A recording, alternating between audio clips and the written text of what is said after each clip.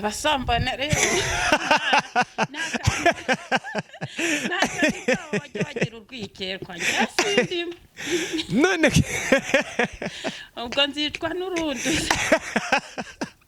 ubwo si ubwo koko uwo muntu aba yari yagukunze cyangwa nyine ibi nje ndi kwibaza daimoni yateye ndi kwibaza imyuka mibi yaje mu isi ndi kwibaza satani ahantu yaturutse ari gukora ibintu nk'ibi ngibi nkumva ntago ndi kubyumva by the way ariko bagira urwikekwa rero wowe umusore arakujyanye muri ghetto nimba yari yaravuye mu cyaro yari yarabaye umusazi nagera muri ghetto noneho bya bisazi by'iwabo bikagangura ahita gutera icyuma da rero abasambanye bajya gusambana bafite urwikekwa abaraza kubigenza gute ko umubiri Emet ni ijambo ry'igiheburayo mu kinyarwanda risobanura ukuri. Iyo uvuze Emet uvuze ngo Dieu de la vérité bisobanura Imana y'ukuri.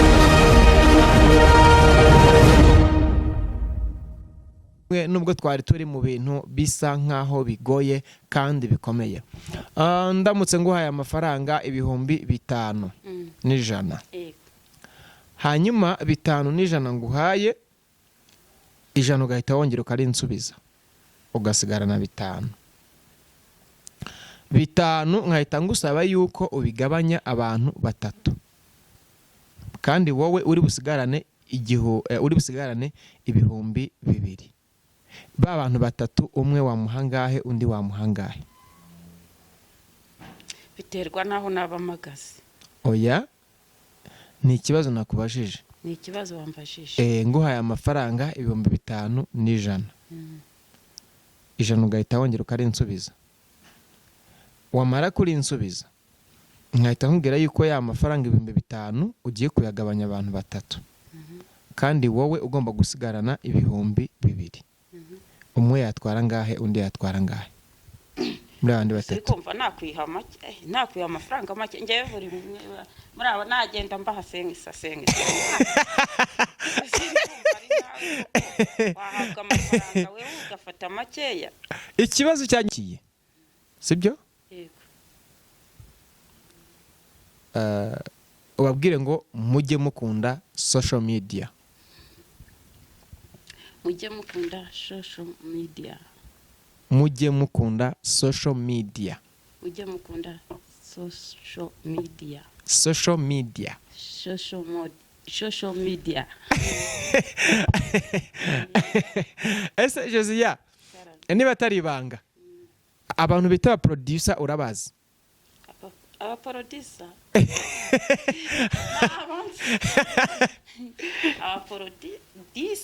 aba producer producer yegereza microphone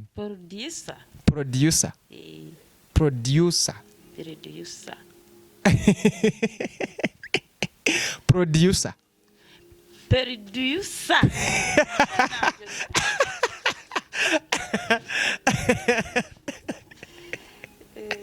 Josia naga kwakunanira producer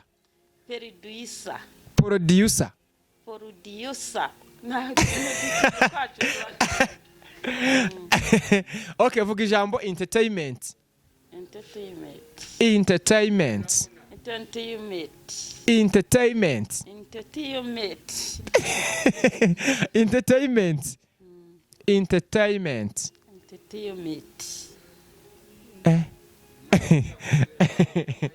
entertainment nawe wagira oyegereza microphone uri amwihorere ntago turi gukorana nawe kugira ngo twikorere akazi kacu neza nawe nabikenera turamuye iki kiganiro biremewe nta kibazo entertainment kazaza nako kanya ushaka ibyako kanya mwihorere twikomereze okay tuvuge introduction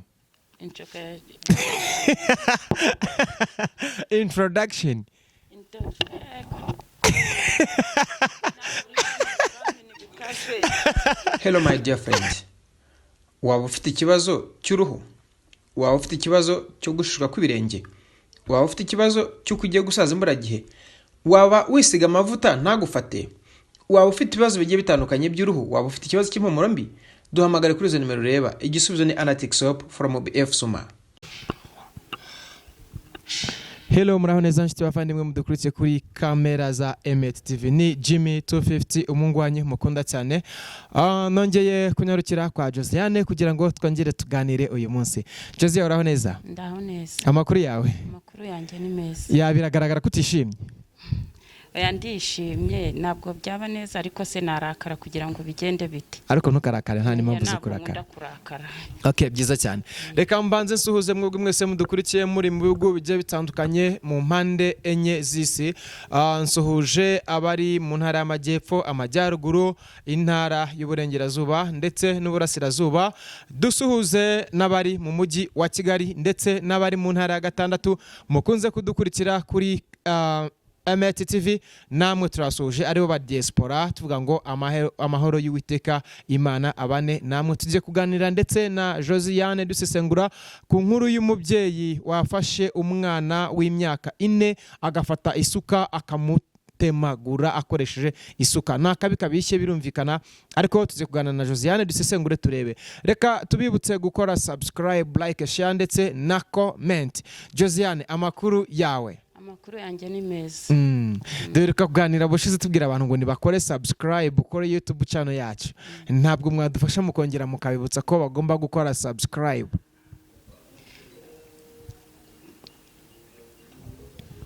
Twabafasha. Mubibutse rwose, ni nyaboneka subscribe yanyu ni ingenzi, mukandeho rwose kunzogera kugira ngo ibiganiro dukora ko bukeye ko bwije bijye bibasha guhita bibageraho mwebwe mwese aho muri hirya no hino mu mpande enye zigiye zitandukanye z'isi.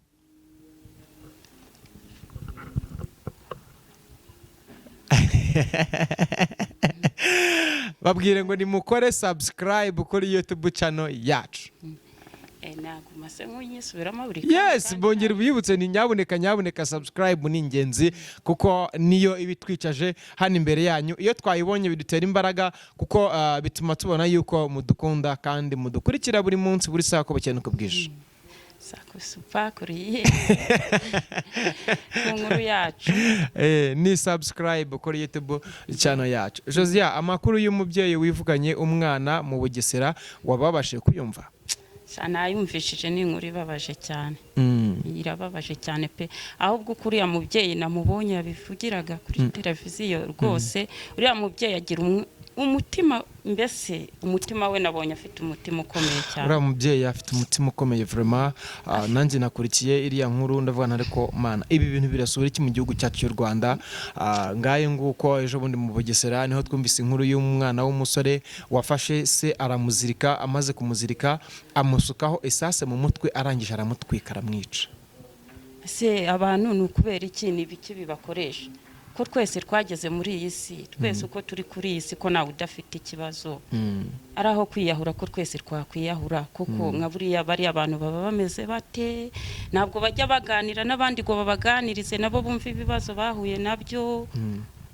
Nk'ubu nkanjye hari igihe nihurira n'umuntu tukaganira, wenda tukaba twabaganira nko ku kibazo cyanjye, nkamubwira ko biba bitameze neza ariko ndihangana pe. Niyo naremerewe cyane ngiye mu mutima wanjye mpita mfata n'inzira yo kujya gusenga, Imana yanjye ikamumpuriza. Nk'abari abantu twabivuga ngo iki ko ari ikibazo cy'ikibibatera. Njyewe nakomeje kugenda nibaza ikintu kiri gutera ibi bintu, ariko mu by'ukuri ntabwo ndakibonera igisubizo kugeza uyu mwanya. Na n'isanda cyari kwibaza ngo ese ibi bintu biri gusura iki? Ngaho ejo bundi twumva buse navuga ko ni nk'abantu bashobora kuba bagera nko muri 6-8 bapfuye muri kuno kwezi kandi bishwe n'ababo. Rwose ngiye hari abantu benshi tuganira, hari n'umuntu wigeze kumbwira ngo hari umukobwa baturanye ngo yishe mama we, arangiza ajya kwivuga ngo nishe mama.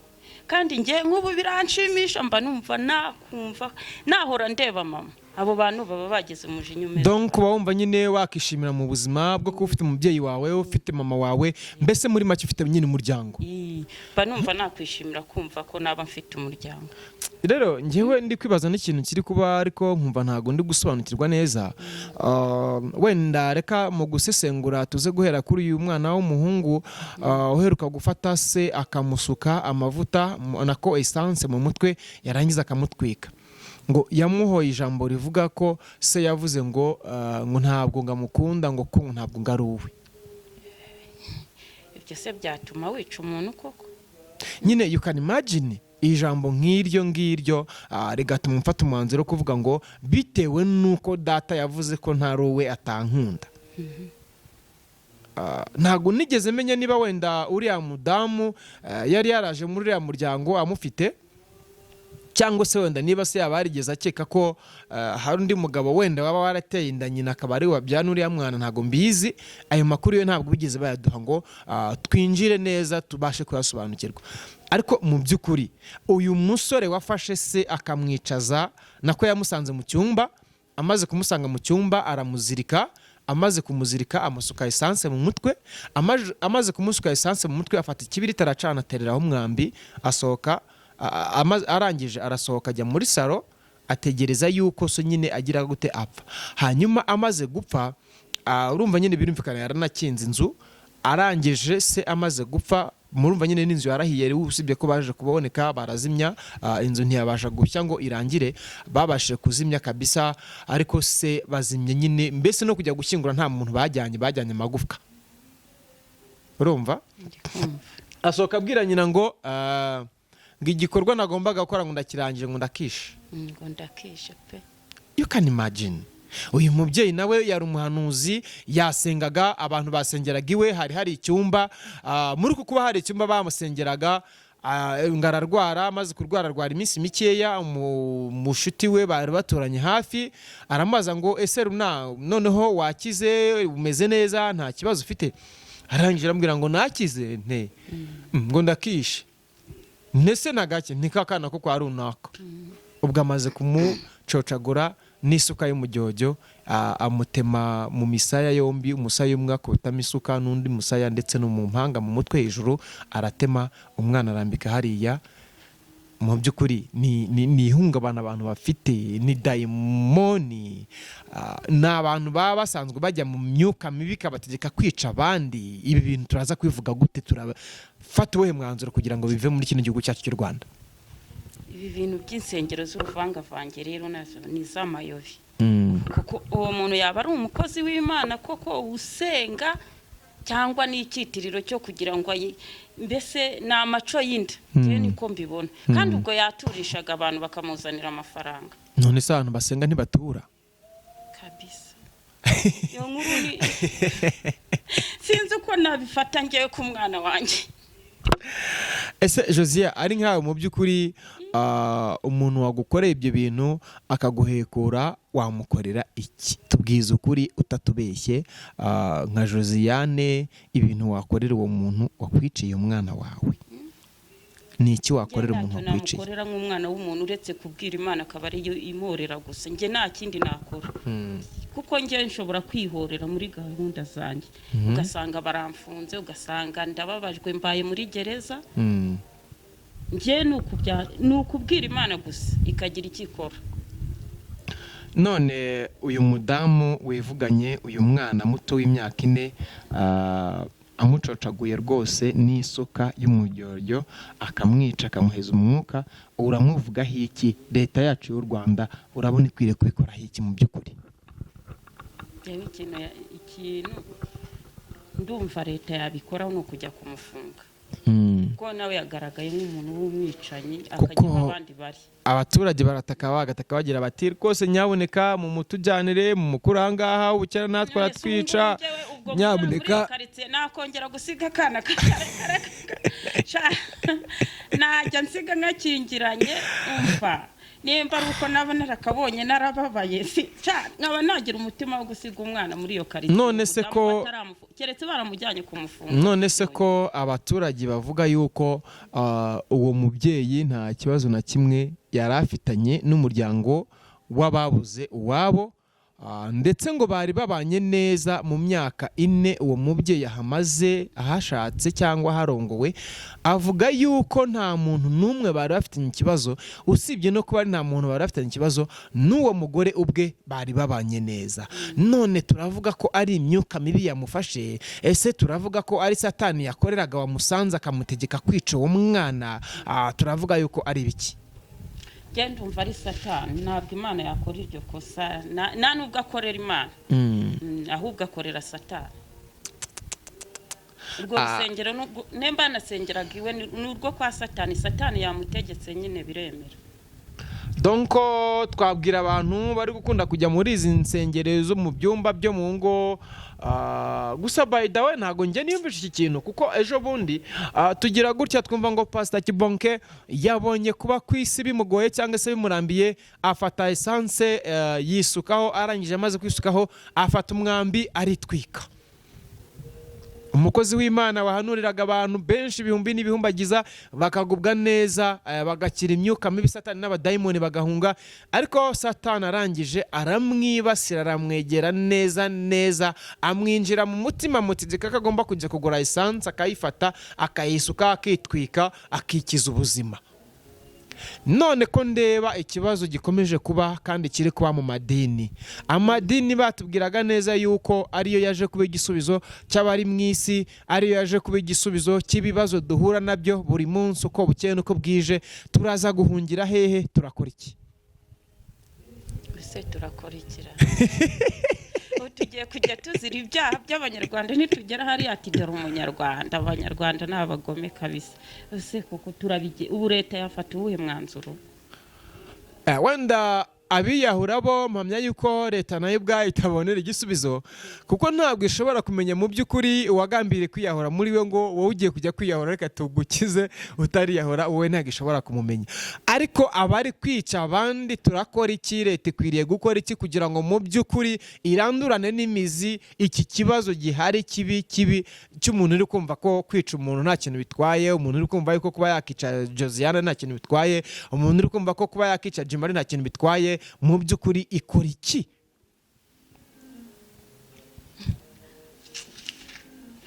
Bumva leta yazashobora abantu itareba mu mitima y'abantu. Ubwo ni ukujyana muri gereza buri munsi wishe umuntu bamujyana muri gereza. None se ko muri gereza bamushyiramo igihe cyo kumukatira cyagera bakamufungura agataha, amaherezo nataha yaragiye yisha abantu, noneho ushize kuri cya gihano yari arimo cy'uko yari afunze azataha akora ibimeze bite? Umva none bazataha nyamwishi noneho yicobeshe none amaherezo turakora iki? Turakora iki se? Nuko igihugu babajyana muse nikihe? Ni nk'ikihe twaba ni nk'ikihe wajya babajyanamo? Arabo bajyanaga Iwawa bakajya kubagorora mu kigo ngororamuco, ariko Sityomo n'ubundi harabaheruka kujya ejo bundi bari Iwawa bari baragiye kugororwa, bamaze kuvayo batega umwana w'umukobwa ni Mukaye Gacera mu Mageragero. Bamaze kumutega umwana w'umukobwa bamukubita imipanga rwose, haza guhinguka umuntu w'imodoka, amaze kuhahinguka avuza amahoni menshi bituma uwo mukobwa bamuta, bariruka batamaze kumwica ngo bamurangize. Icyakora bamutwara telefone ye ndetse banamutwara n'udufaranga yari afite. Ariko wenda aho ndashimira leta y'u Rwanda ko yahise ihahinguka vuba bidatinze, ibasha gufata abo basore bose uko bari batatu. Igisubizo cyabo ko byagenda kose ubu cyamaze kubonerwa, ikibazo cyabo cyamaze kubonerwa umuti uko byagenda kose. Ariko sindamenya ngo uyu mugabo w'ikinyinya uheruka gufata umugore akamwicisha isuka ndetse akamwicisha ipiki, we sindamenya ngo igisubizo cye byagenze gute. Uyu mwana w'umusore uheruka gufata papa we agafata essence agatwika, sindamenya ngo bimeze gute. Ndetse hari n'undi nawe uri hirya ahangaha rwose, hirya ha Muhanga, niba ari Muhanga, nawe wafashe umudamu we amwica amaze kumusambanya. Ndetse ni Bugesera nabwo kandi hari undi mugabo uheruka kwica umugore we bavuye gusangira mu kabare, aramusambanya, amaze kumusambanya amwambura ubusa, amaze kumwambura ubusa aramwica. Abasambana rero bajya bagira urwikekwa sindimo, none ubwo nzicwa n'urundi. Ubwo si ubwo koko uwo muntu aba yari yagukunze cyangwa nyine njye ndi kwibaza dayimoni yateye, ndi kwibaza imyuka mibi yaje mu isi, ndi kwibaza satani ahantu yaturutse ari gukora ibintu nk'ibi ngibi, nkumva ntabwo ndi kubyumva by the way. ariko bagira urwikekwa rero, wowe umusore akujyanye muri geto, nimba yari yaravuye mu cyaro yari yarabaye umusazi, yagera muri geto noneho bya bisazi by'iwabo bikagangura, ahita gutera icyuma da. Rero abasambanye bajya gusambana bafite urwikekwa. Abaraza kubigenza gute ko umubiri twambaye nawo utatworoheye ari ikibazo gikomeye cyane, uko umuntu asonza akarya ariko n'umubiri uba ufite ibyo ukeneye runaka, biraza kugenda gute? Josiane, wowe uragira iyihe nama abanyarwanda cyangwa aba bantu? Ubwo ni ukujya buriya ukuntu bizajya bigenda, yego, ni ugutanga abagabo, kuko nsigaye mbona bitagiteye isoni. Ni ugutanga abagabo, hagera ugutereta, hakaza harya uwisibo, uwisibo mugakorana inyandiko mukamenyesha ko ugiye kurya umwana cyangwa umwana aje kwiteza urushinge, akagenda wa muntu ukujyanye agasiga irangamuntu, bakubura agashakishwa. Erega suko n'ubundi aba bantu bashobora kumara kugutera icyuma muri geto agacaho akagenda. Suko n'ubundi Josia, suko n'ubundi aba bantu bari kwica abandi batari gufatwa, bari gufatwa buri munsi. Nta numwe okay, leta y'u Rwanda tujye tunayishimira yuko irahatubereye nk'umubyeyi, ariko noneho nihindura ingamba, kuko kubafata bwo irabafata pe. Nta muntu wari wica undi hano muri kino gihugu cyacu cy'u Rwanda hagira uvuga ngo runaka ngo yishyura runaka none ngo twamuburiye irengero. No, uko byagenda kose baramufata, ahubwo nyuma yo kumufata kugira ngo habeho isomo ryatuma umuntu atinya kwica undi, hakorwa iki? Hakorwa iki se ko mbona abantu b'iki gihe kuri iyi si ntabwo bagitinya urupfu? Njyewe nyiri umwana umuntu yarapfaga, yamara gupfa nko muri karitsiye ugasanga abantu bahungabanye, ugasanga ubwoba bwabishe, umuntu akumva yuko ejo ari usigaye, ariko mbona abantu b'iki gihe batagitinya urupfu. Ariko Josia, ibisambo bigeze bafata kuri stade, bamanitse kuri stade bakabirasa ku manywa y'ihangu, bitatu byari byarayogoje igihugu cyacu cy'u Rwanda. Hari amakuru waba ufite kuri ibyo bisambo cyangwa ntayo ufite? Kuri ibyo bisambo ntabwo nayo mfite, genda umva gutyo ngo ibisambo. Uzi ko kuva icyo kintu cyamara kubaho abantu bica abandi mu Rwanda byagabanutse? Wowe muri wowe ubona byaragabanyutse? Icyo gihe bafata ibyo bisambo bitatu byari byarayogoje igihugu cyose muri rusange, byica abantu bikabiba utwabo bikanabica, ariko leta iza kuvuga ngo no, ibi bintu bimaze kuba birenze urugero rw'ibigomba kuba muri kino gihugu. Icyo gihe barabafata ari batatu, babamanika kuri stade, barabarasa. Barabarashe koko? Uzi yuko icyo gihe ibibazo by'abantu bica abandi byagabanutse muri kino gihugu cyacu, byongeye kugaruka kuri ubu ngubu kuko bamaze kwirara. Yabwo bamaze kwirara, basigaye basuzugura na leta, hari sinzi bumva barasuzuguye abayobozi. Nk'umuntu udatinya umuyobozi, nk'umuntu udatinya ngo barajya kumfunga, nk'umuntu udatinya ngo urugo rwanjye ndaruta. Nibamara kumfunga umwana wanjye azabaho ati nzaba nsize aho ngaho. Ibyo bintu nabitekereze, ubwo umuntu aba atarafite umutima nk'uw'inyamaswa. Abantu bamaze gushira ibinya, bamaze kugira umutima urenze n'uw'inyamaswa, navuga yuko ari nk'ibinyamaswa byinshi. Niko umuntu bumara kwira, umuntu yaturuka hariya ukumva ufite icyo, ukumva mbese yagutera n'icyuma mu mugongo, ukavuga uti ukumva utinya umuntu kuri weho kurusha igisimba. Donc ubu ngubu kuri ubu umuntu atinyitse kurusha igisimba, turakora iki? Kumva twakora iki? Imana niyo yabidufashamo. Hari pe abo bantu bafite iyo mitima, abagome se barapfa. Reka da, abantu bitonda, abantu batuje, usanga leta ni ibidufashemo itwicira aba bantu bari kwica abandi. Njyewe nicyo gisubizo natanga. Leta ntabwo yabashobora. Ntabwo yabashobora, none kubafata ko ibishobora. yabashobora ariko Imana niyo yabidufashamo njye ndumva Imana ariyo yabidufashamo.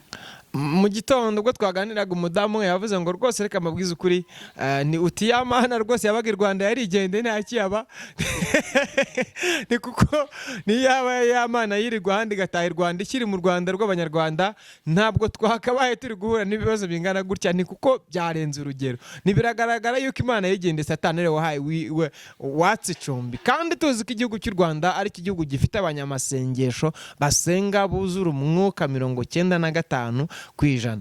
Ibi bintu mu by'ukuri turasaba abanyamasengesho bongere bavumbike bacane igicaniro turabigenza gute turakora iki mu by'ukuri abasenga batiyoberanya nibavumbike bavumbike pe nibavumbike basenge naho abantu nk'abo ngabo bari gusebya barokore bari gusebya abandi uzi kuri gutambuka noneho uvuze ngo ugiye gusenga shaba gutera amabuye uretse kwicecekera byonyine nibamenye iyo ugiye bagutera amabuye ati murasenga iki muri kwica abantu.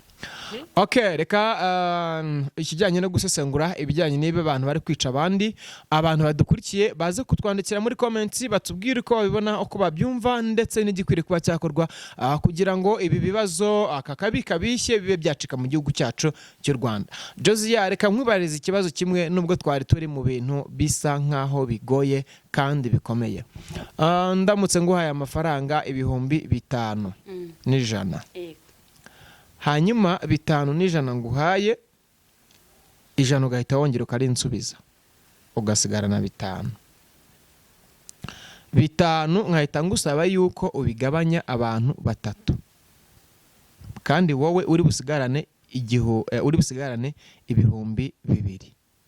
ba bantu 3 umwe wamuhangahe undi wamuhangahe biterwa naho nabamagaze. Oya ni ikibazo nakubajije. Ni ikibazo wambajije. Nguhaye amafaranga 5,000 n'ijana. 100 ugahita wongera ukarinsubiza. Wamara kurinsubiza nkahita nkubwira yuko ya mafaranga 5,000 ugiye kuyagabanya abantu 3. Kandi wowe ugomba gusigarana 2,000. Umwe yatwara ngahe undi yatwara ngahe muri abandi 3. Kumva nakwiha amafaranga make ngewe buri muri abo nagenda mbahasenga wahabwa amafaranga wewe ugafata makeya. Ikibazo cyanjye nabaje ntabwo wacyumvise neza. Reka nongere ngisubiremo. Nguhaye amafaranga 5,000 n'ijana. 100 ugahita wongera ukarinsubiza. Hanyuma bya 5,000 nguhaye nkagusaba kubigabanya abantu 3. Kandi wowe Josiane ugomba gusigarana 2,000. Babandi 3 umwe yatwara ngahe undi yatwara ngahe?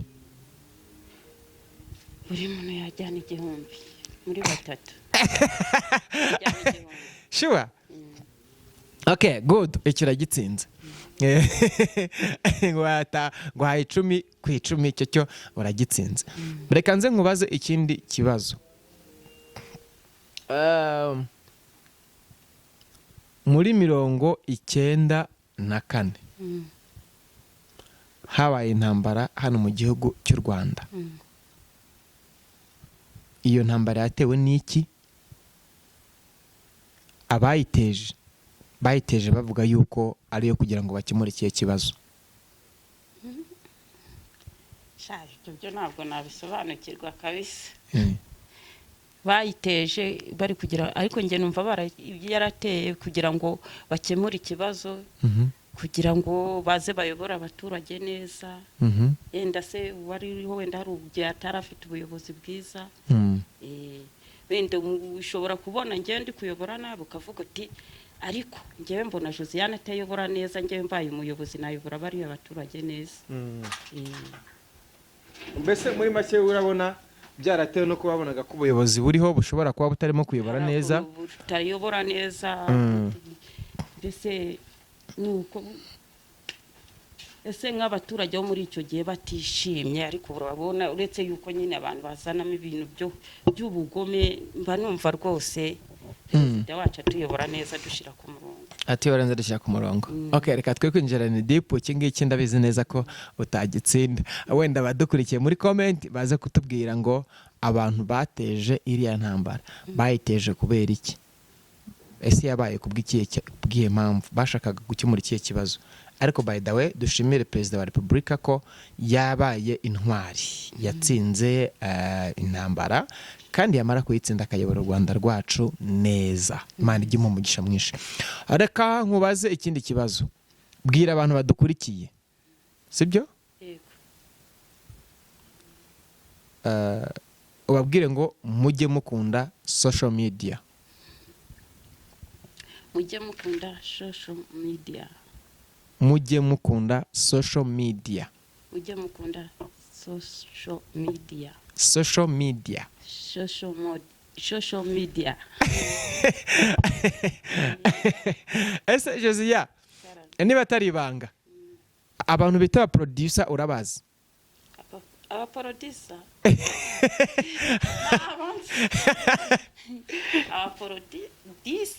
Aba producer. Producer. Yegereza microphone. Producer. Producer. Producer. Producer. Producer. Producer.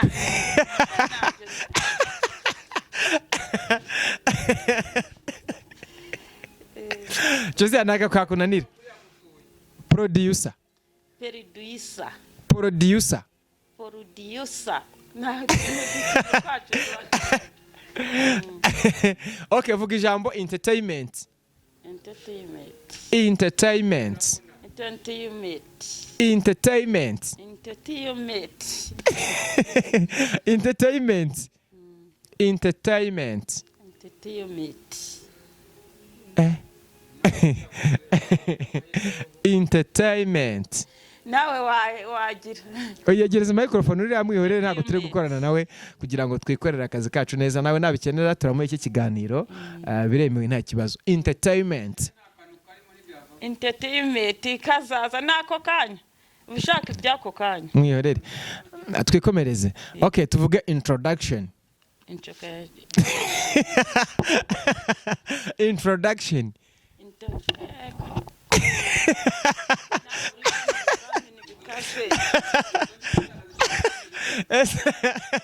Ese Josiya, kuki utuntu nk'utu tukunanira kuvuga kandi ari utuntu tugezweho abantu bakunda kwifasha cyane barimo kuganira? Nuko baba barahuye n'abantu batuvuga cyane, buriya niyo mpamvu. Cyangwa barabyiza. Cyangwa barabyiza. Ya, okay Josiya, reka ngushimire kubw'umwanya waduhaye kuri uyu munsi, ukaba wongeye kuduha ikiganiro. Nukuri ntago biba byoroshye. Ikiganiro abantu benshi iyo babonye twicaye imbere ya kamera turi mu mashusho bumva amajwi yacu bamwe namwe behind camera, bumva nyine ari ibintu biri simple, ari ibintu mbese nyine buri muntu wese yakora. Ariko by the way ndabizi ko bigoye kugira ngo natwe dutinyuke dushobore kwicara imbere ya kamera dushira amanga tuvuga ibyo dushaka kuvuga. Ntago ari ibintu byapfuye guhita byizana ako kanya.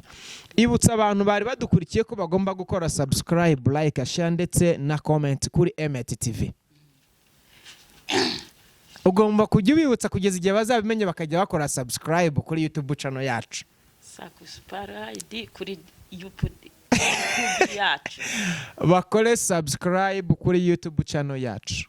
Bakore subscribe kuri channel yacu.